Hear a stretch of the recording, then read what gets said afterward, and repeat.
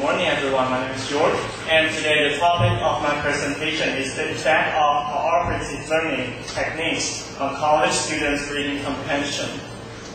And the author of this journal was york1.wmv, and I found this journal from System, volume 38. And today I've divided my presentation into 4 parts, and the first part is the introduction, then is the methodology, and the following is result and conclusion, and the final part is the reflection. And now I'm going to introduce my introduction. And according to york1 in 2010, one of the main problems confronting English as foreign language learners is how to improve their reading comprehension achievement. And nowadays, researchers have been interested in investigating strategies that help students have better understanding. Have better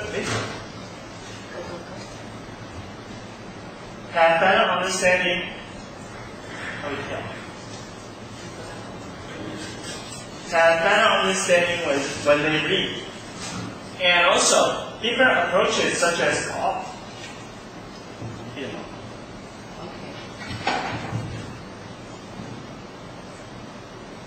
Okay, so also so far you were able to keep researchers have been interested in investigating strategies that help students have better understanding when they read, and also different approaches such as cooperative learning and conventional instruction have been generally used in the classroom. However, the problem is that although a lot of researchers have encouraged the teachers to use cooperative learning in the classroom, however, we know that there are different kinds of techniques in the cooperative learnings, and some researchers have pointed out that those techniques are effective in enhancing learners' reading abilities. However, there are still some research papers claim that the cooperative learning is not as effective as we expected. So the purpose of this study is to investigate the effectiveness of STAD and GI in improving college students' reading comprehension achievement. And the research questions in these studies are there any differences in terms of reading comprehension quality between EFL learners who are instructed according to the CI and those with whom the technique CL are utilized? And also, if so, which one is more effective? And the third question is, would the STAD and the GI yield any differences in students' gains in reading comprehension? And now I'm going to introduce the conceptual framework about STAD.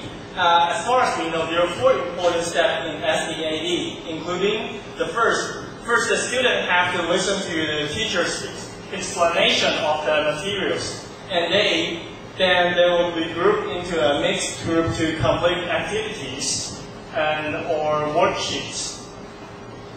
And also, after that, they have to take individual quizzes, and the final part is that they have to recognize their team achievement. About the GI, according to Buzua in 1994, group investigation has enabled students to work actively and collaboratively in small groups and allows them to take an active role in determining their own learning goals and processes. And there are also 4 important steps in GI, including first, the students have to form a small interest groups, which means they have the same interest, and also they have to plan and implement their investigation.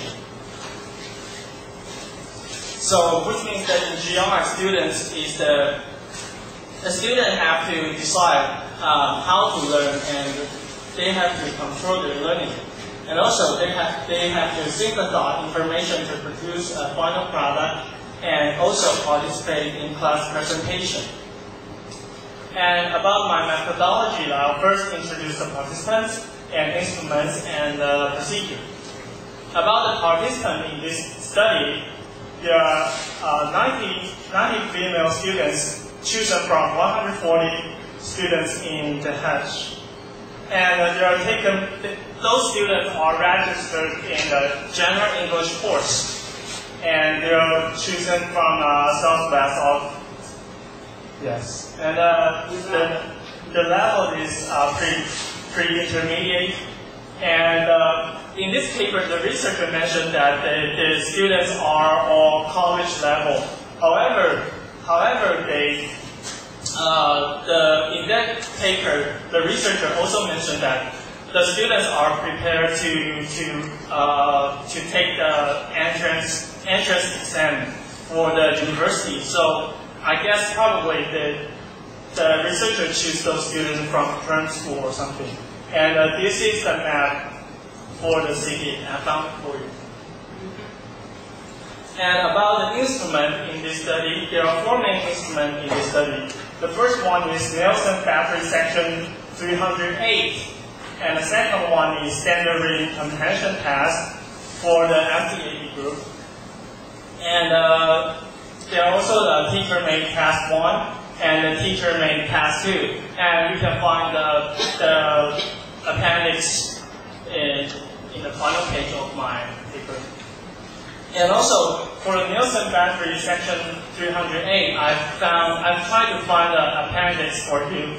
However, I found that it's hard, although a lot of researchers use 308, but I cannot find the appendix. So I'll give you another one is about the 300D.